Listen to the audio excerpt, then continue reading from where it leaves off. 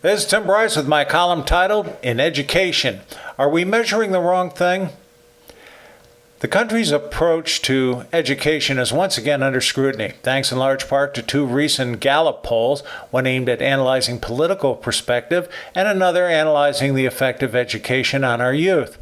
In the first poll, U.S. education ratings show record political polarization from August 17, 2016. Gallup found satisfaction with public education, K through 12, was based on political perspective, whereas Democrats were generally satisfied, 53%, Republicans were not, dropping to a low of 32%.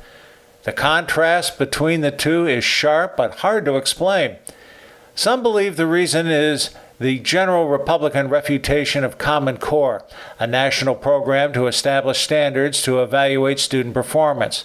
New techniques for teaching math, science, and history are not being warmly received by the GOP, who would rather see local school boards have more control over curriculum and standards.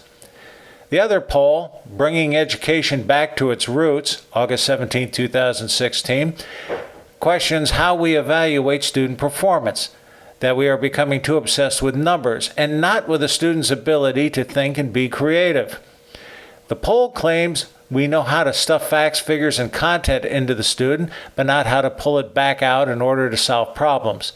To illustrate, they discuss the use of common quizzes and tests as used in the classroom, the push to satisfy state testing requirements, as well as the other formal tests used for college application, for example, PSAT, ACT, SAT, and so on. Such tests denote the student's ability to memorize, but not how to apply it in real-life situations.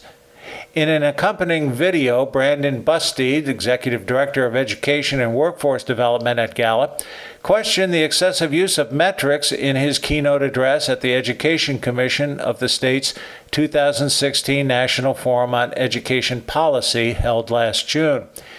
He claimed our obsession on metrics only addresses one part of education, namely input, but we should also be concerned with output, for that is what we are called on to use in business.